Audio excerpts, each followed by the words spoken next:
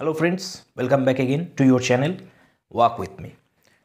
তো ফ্রেন্ডস, আজকে খুব ছোট একটা ক্লিপস আমি বানাচ্ছি এখানে, সেটা লুসি পোয়েমসের সিকোয়েন্স নিয়ে। লুসি পোয়েমসের সিকোয়েন্সের উপরে অলরেডি আমি ডেডিকেটেড ভিডিও একটা দিয়েছি। যারা সেই ভিডিওটা দেখোনি তারা অবশ্যই একবার সেই ভিডিওটা ভিজিট করবে, সেটা দেখবে। বারবার প্রশ্ন আসছে কমেন্ট বক্সে যে লুসি পোয়েমসের সিকোয়েন্স যদি পরীক্ষাতে আসে তো কী সিকোয়েন্স লিখব। সিকোয়েন্স লেখার জন্য যেটা আমাদের বুঝতে হবে যে সিকোয়েন্স কী হিসাবে সিকোয়েন্স।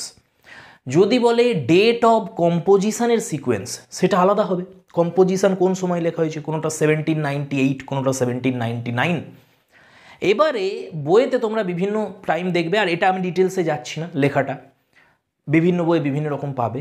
যদি পরীক্ষাতে সিকোয়েন্স চাই তাহলে আমার মতে তোমরা সিকোয়েন্স লিখবে যে লিরিক্যাল ব্যালাডসে যে সেকেন্ড এডিশনটা ছিল 1800, সেকেন্ড এডিশন লিরিক্যাল ব্যালাডসের ভলিউম 2-তে যে সিকোয়েন্সে দেয়া ছিল লুসি পোয়েমসগুলো, সেটাই হচ্ছে তোমাদের পরীক্ষার জন্য সিকোয়েন্স লুসি পোয়েমসের। আর এই সিকোয়েন্সটা এইভাবে মনে রাখবে, এটা নেমোনিক্সের মাধ্যমে, সেটা হচ্ছে SSATI। এইটা হচ্ছে সিকোয়েন্স, এটা মুখস্থ করে নেবে SSATI, তাহলেই হয়ে যাবে। সিকোয়েন্স নিয়ে আর কনফিউশন থাকবে না। প্রথম এস হচ্ছে স্ট্রেঞ্জ ফিটস,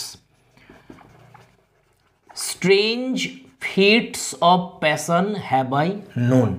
এটাই হলো লুসি পোয়েমসের ফার্স্ট লুসি পোয়েম, প্রথম, এবং এটাই লিরিক্যাল ব্যালাডসের সেকেন্ড এডিশনের ভলিউম 2-এর প্রথম লুসি পোয়েমের কবিতা। এটাই ছিল প্রথম। সেকেন্ড হচ্ছে she dwelt, she dwelt among untrodden ways, তোমরা পড়েছো। 3 নম্বরে আছে এ মানে হচ্ছে a slumber, a slumber did my spirit seal, এটা হচ্ছে 3 নম্বর আসছে সিকোয়েন্সে। টি মানে হচ্ছে 3 ইয়ার্স, তোমরা জানো 3 years she grew in sun and shower, এটা 4 নম্বর আসছে সিকোয়েন্সে। আর লাস্ট হচ্ছে আই মানে হচ্ছে আই ট্রাভেলড, তো SSATI এই সিকোয়েন্সটা আমরা মনে রাখবো, তাহলেই আমাদের সিকোয়েন্স নিয়ে কোনো কনফিউশন আসবে না। স্ট্রেঞ্জ ফিটস তাহলে 1 হয়ে গেল, সি ডোয়েল্ট 2, এ স্লাম্বার এটা 3, 3 ইয়ার্স এটা 4, আর I travelled among unknown men এটা হচ্ছে 5। তো ফ্রেন্ডস, এই সিকোয়েন্সটা মুখস্থ করে নেবে তোমরা যেভাবে বললাম।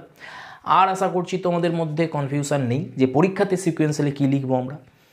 আর একবার তোমরা যদি ডিটেলসে এটা জানতে চাও সিকোয়েন্স যে কত রকমভাবে সিকোয়েন্স হয়, তার কম্পোজিশন অনুযায়ী, তার পাবলিকেশান অনুযায়ী, বা এই কবিতাগুলোর যে সারমর্ম সেই অনুযায়ী যদি আমরা একটা সিকোয়েন্স বানাতে চাই, তো তার জন্য ডিটেলস যে আমার ডেডিকেটেড ভিডিওটা আছে সেটাও একবার তোমরা ভিজিট করতে পারো।